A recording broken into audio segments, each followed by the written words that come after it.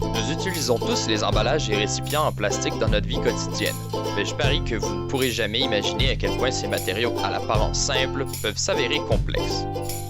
Les emballages en plastique sont une branche du génie chimique. La valeur de marché de l'emballage en plastique en 2013 était d'environ 800 milliards de dollars. Alors, à partir de maintenant, vous pourrez penser aux industries d'emballage en plastique comme des mines d'or. Les emballages en plastique sont utilisés dans des applications très diverses telles que dans les emballages alimentaires, les récipients alimentaires, le domaine pharmaceutique et cosmétique. Comme exemple très simple, envisagez une bouteille d'eau.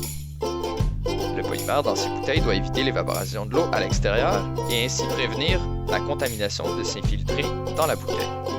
En outre, il ne devrait pas changer la couleur ni l'odeur de l'eau après une longue période de stockage. Il devrait également être recyclable. Ainsi, vous pouvez voir que même une bouteille d'eau simple a besoin d'une conception technique. Un autre exemple, les films plastiques qui sont utilisés dans les emballages d'aliments tels que les sacs de lait et les emballages de viande. Vous ne pourrez pas le croire, mais ces films plastiques minces sont faits de 5 couches différentes.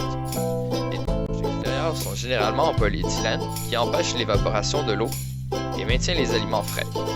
Ensuite, nous avons 2 couches adhésives qui lient les couches externes et la couche centrale. Cette dernière est faite d'un polymère appelé EVOH. Ce polymère ne permet pas à l'oxygène d'aller à l'intérieur de l'emballage. Cela empêche la croissance des bactéries à l'intérieur de la nourriture et en prolonge la durée de vie. Aujourd'hui, nous vivons dans un monde moderne où le temps est inestimable. C'est pourquoi les emballages d'aliments allant au four à micro-ondes sont devenus très populaires. Les emballages ont 2 parties principales, le récipient et le couvercle. Ici encore, une structure multicouche complexe est utilisée. Celle-ci devrait également résister au micro-ondes. Mais comment ces paquets sont faits? Tout d'abord, les matières plastiques sont produites par les industries pétrochimiques. Puis, ces matières sont envoyées aux usines d'emballage pour préparer les paquets.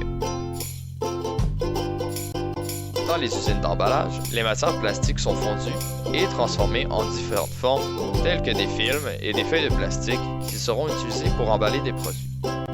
Par exemple, dans l'industrie du lait, ces films seront remplis avec du lait.